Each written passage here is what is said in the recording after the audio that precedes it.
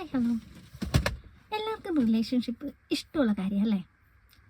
എല്ലാ റിലേഷനും അത്ര long term ആയിട്ട് പോകാറില്ല. എന്തുകൊണ്ടാണെന്ന് ചിന്തിച്ചിട്ടുണ്ടോ?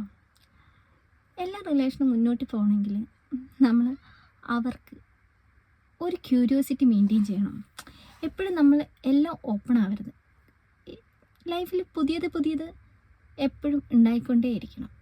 അപ്പോൾ അവർക്കൊരു ഓക്കെ, ഇനിയും ഇവൾ അല്ലെങ്കിൽ ഇവനെ അറിയാൻ ഒരുപാട് കാര്യങ്ങൾ ബാക്കിയുണ്ട്.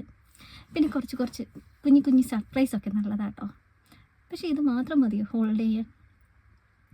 മാധവിക്കുട്ടി പറഞ്ഞിട്ടുണ്ട്, സ്വന്തമാക്കാൻ ആഗ്രഹിക്കുന്നതിനെ സ്വതന്ത്രമായി വിടണം.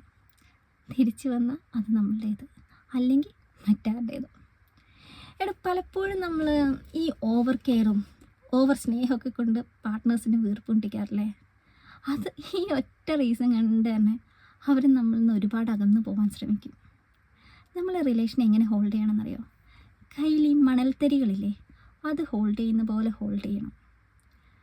മണൽത്തരികൾ ഒന്ന് ടൈറ്റ് ചെയ്താൽ എന്താ ചെയ്യുക? കയ്യിൽ നിന്ന് ചോർന്നു പോകും. അതുപോലെയാണ് റിലേഷനും. നമ്മൾ അവരെ വീർപ്പൊട്ടിക്കാൻ പാടില്ല, അവരെ ഫ്രീഡത്തിന് വിടണം. വിശ്വസിക്കടോ.